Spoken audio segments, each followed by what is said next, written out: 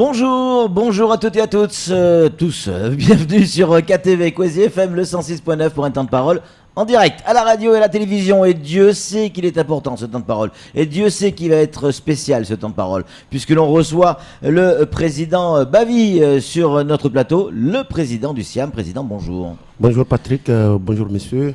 Bonjour à la population qui nous écoute et aux Maorais, aux Maoraises. Merci d'être avec nous, Président. Évidemment, on va passer les deux temps de parole ensemble. Entre deux entretiens, deux questions, on va vous changer le tabouret parce qu'il est en train de descendre votre tabouret. Ouais, exactement, c'est ce que j'avais constaté. Vous descendez de plus en plus petit. Ça veut dire que tout va bien. Ouais, ou alors vous commencez à avoir peur de nos questions. Vous êtes en train de descendre. Président, la première question, évidemment, elle est par rapport à l'eau. On est toujours sous le coup d'un arrêté de restriction d'eau. Première question toute simple, on en est où à la minute où on parle? Dans quel état sont nos retenues collinaires? Combien on a d'eau? Combien on a de l'eau aujourd'hui par rapport aux besoins? On sait qu'on a besoin par jour de 30 mètres cubes. On produit aujourd'hui 30 mètres cubes et puis 30 000 mètres cubes, j'imagine. 30 000 mètres cubes. À Kombani, on est à 85% et à Dzoumounié, on est à 28%, ce qui nous amène jusqu'à fin décembre. Jusqu'à fin décembre. Oui. Pour l'instant, on a de quoi tenir jusqu'à fin décembre. Ça veut dire qu'il faut impérativement qu'il y ait la saison des pluies qui arrive avant fin décembre. Effectivement, mais on ne sait pas du tout dit qu'on attend juste la saison de pluie. On est en train de réaliser des travaux qui peuvent nous amener encore plus de l'eau et qui peuvent nous amener au-delà de. Alors comment vous pouvez avoir de l'eau s'il ne pleut pas? S'il ne pleut pas, on peut avoir de l'eau tout simplement par certaines activités qu'on a commencé, certains travaux qu'on a mis en place par rapport aux mesures d'urgence, parce que depuis le début de la sécheresse, on ne s'est jamais arrêté, on ne s'est pas dit on attend la saison de pluie pour réagir, mais on a anticipé les choses. Tout simplement, on avait signé une convention avec l'ancienne ministre, Madame Erika Barej, une convention concernant des mesures d'urgence. On l'avait fait à Paris, mais en même temps confirmé à Mayotte. Il était venu à Mayotte pour confirmer cette convention. Et là-dessus, il y avait plusieurs actions qu'on devait mener. Parmi les actions qu'on a menées, là où on vous en parle, il y en a qui sont déjà finis, il y en a qui sont en cours de travaux, il y en a qui sont en publication. Vous aviez promis, et vous tenez votre promesse pour le moment, qu'il n'y aurait plus de tours d'eau à Mayotte et que vous mettriez tous les moyens pour que ça ne se reproduise plus jamais. Pour le moment, c'est une promesse que vous tenez. Normalement, jusqu'à aujourd'hui, on tient notre promesse, tout en sachant que, vous savez, j'étais ici à dire une chose très importante. Il faut savoir que depuis 1997, il n'y a aucun travaux qui a été réalisé concernant l'eau à Mayotte. Nous, on est arrivé en 2014, et en 2014, on avait fait une audit pour savoir la situation au niveau eau à Mayotte. Et quand on a eu la situation, on a mis en pratique plusieurs actions. Je prends l'exemple, l'action sur le forage. On a construit plusieurs forages. On a fait l'action qui est importante aujourd'hui, qui nous cause malheureusement problème, c'est le troisième retenue collinaire qui bloque. On va en parler tout à l'heure par rapport aux actions. Mais revenons plutôt sur les mesures d'urgence. Les mesures d'urgence, qu'est-ce qu'on a fait? On a fait la rehausse de Kombani. C'est-à-dire c'était déjà fait, c'est réalisé. Aujourd'hui, on a rehaussé une partie. Donc la rehausse, ça veut dire qu'on peut remplir un peu plus. Un peu plus de la retenue. On a agrandi la retenue de Kombani. Exactement. Et oui, c'est déjà fait. En même temps, on est encore de rehausser Kombani encore une deuxième fois. Une deuxième fois, rehausser encore plus Kombani pour avoir plus de l'eau, que la population soit protégée. Donc ça, c'est fait ou ça va être fait? Première partie de la rose, c'est déjà fait. Oui. Il y a une deuxième partie qui est en cours de réalisation. On a attribué le marché. L'entreprise doit commencer les travaux pour qu'il soit livré fin décembre. D'accord, ok. On a aussi fait un contournement de Mapuera. C'est-à-dire là, les travaux sont déjà réalisés. livré, contourner le contournement de Mapoera, parce qu'il y avait une rivière qu'on a contournée pour nous aider à avoir plus de l'eau dans le nord. On a réalisé 4 forages en cours de livraison. Ça fait partie des mesures d'urgence. Là, ça va être livré sous peu. Et ces forages viendront alimenter quel réseau? L'ensemble des réseaux, parce qu'on met l'eau dans l'ensemble des réseaux, et puis le réseau, ça peut aider à distribuer. Et puis, on a fait plusieurs rampes, c'est-à-dire les rampes qu'on avait réalisées en même temps, des choses pour aider. Les rampes qui servent pour les tours d'eau. Pour les tours d'eau, mais bon, on espère que on sera plus. On aura besoin de s'en servir. Mais elles sont là au cas où. Ils sont là au cas où. On ne sait jamais, hein, vous savez. On ne sait jamais. Ouais.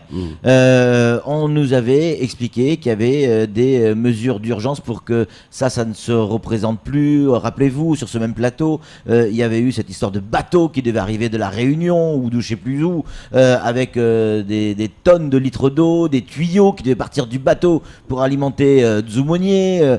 On devait avoir une 3e retenue collinaire dont les travaux devaient démarrer.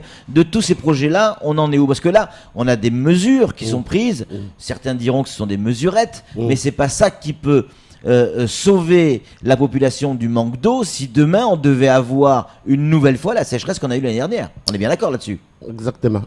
Concernant cette histoire des tankers, vous savez, depuis la sécheresse, je vous l'avais dit tout à l'heure, qu'on ne s'est jamais arrêté de travailler, je vous assure.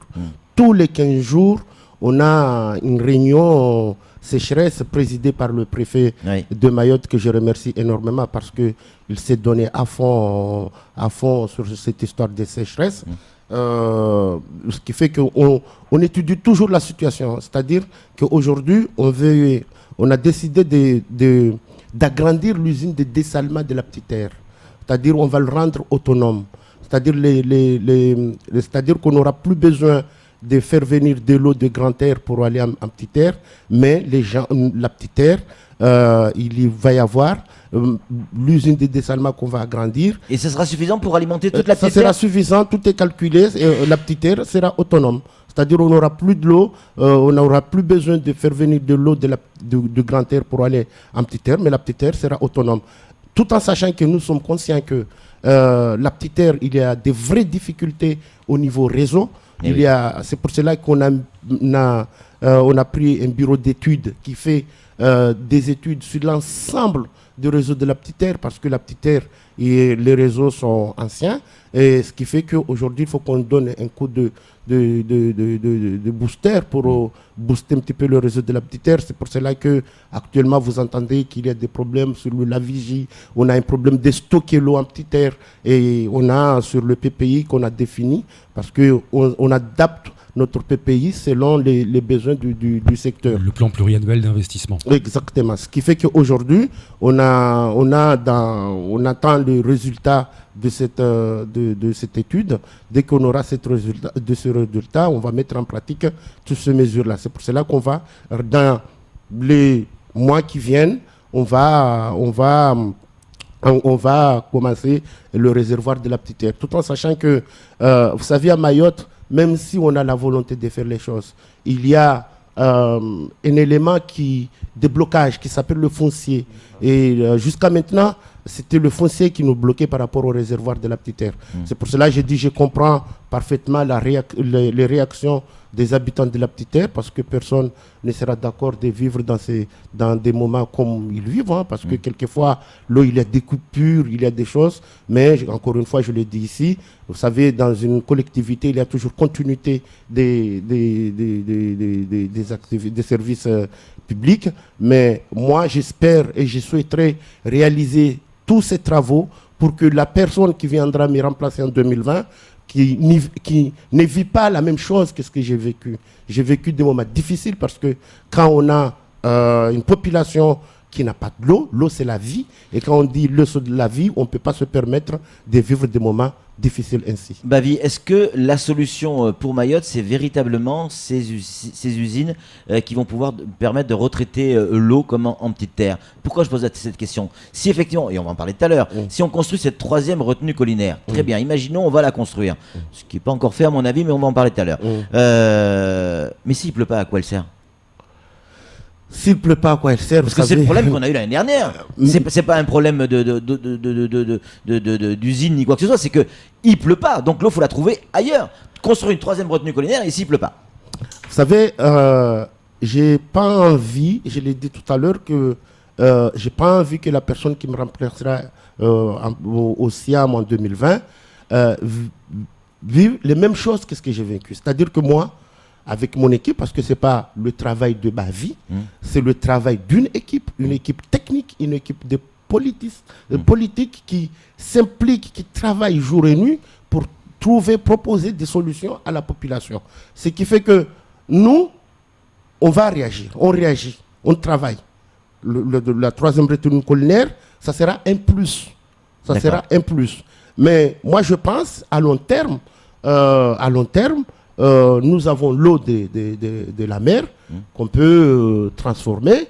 Je pense que on s'oriente plutôt sur des usines de dessalement. C'est pour cela que nous, on est en train de faire des études qui seront rendues sur une deuxième usine de dessalement en Grand Air. On avait identifié 2 emplacements. Aujourd'hui, l'étude nous dira où est-ce qu'on va faire le deuxième usine de dessalement. Donc c'est ça la solution, c'est l'usine de dessalement? Moi, je pense... Pour Mayotte, c'est ça? Pas que la petite terre, pour l'ensemble de notre département, c'est ça la solution? Ça fait partie des solutions. Parce que là, la mer, on ne manquera jamais d'eau. Enfin, en tout cas, voilà, mais ça fait partie des solutions. Mais c'est une solution qui coûte cher, Président. Qui coûte cher. Est-ce que, la question qui va derrière, est-ce que nos factures, celles qu'on reçoit dans la boîte aux lettres, vont voir les montants s'envoler parce qu'on retraite l'eau? Vous savez, tout évolue, tout change. Tout évolue, tout change. Aujourd'hui, nous avons, depuis mon élection, première chose que j'ai fait, parmi les décisions que j'ai prises, c'est-à-dire j'ai bloqué les prix de l'eau. Ça fait déjà 3 ans que le prix de l'eau n'a pas bougé d'1 centime. Personne ne me dira le contraire. Ça fait déjà 2 ans que aujourd'hui il n'y a pas de coupure de l'eau parce que vous n'avez pas payé, votre facture, alors qu'il y a des gens qui profitent de ces mesures pour en abuser. Tout ça, moi j'essaie à un moment donné, qu'on le veuille ou pas, le prix de l'eau doit augmenter. Parce que tout simplement, tout augmente à Mayotte. Les gens qui réalisent aujourd'hui le tuyau coûte de plus en plus cher. Il y a ce qu'on avait discuté à un moment donné que je n'étais pas d'accord concernant les gros travaux concernant l'octroi de mer. L'octroi de mer aujourd'hui fait qu'il y a certaines choses qui deviennent de plus en plus chères. Là, vous êtes en train de faire quoi, Président? De préparer la population sur les médias, de dire attention, bientôt votre facture va augmenter. C'est ça que ça veut dire clairement? C'est-à-dire qu'à un moment donné, il faut dire les choses. À un moment donné, la SMAE ne peut pas tenir et de dire qu'on bloque le prix de l'eau, comme je l'ai fait jusqu'à maintenant, mais à un moment donné, le prix de l'eau sera obligé d'augmenter. Vous restez évidemment avec nous dans la deuxième partie de ce temps de parole, après le journal et la publicité évidemment. On va se retrouver pour parler de cette troisième retenue collinaire qui est une des solutions, mais a priori pas forcément la meilleure. Allez, tout de suite, la suite de nos programmes.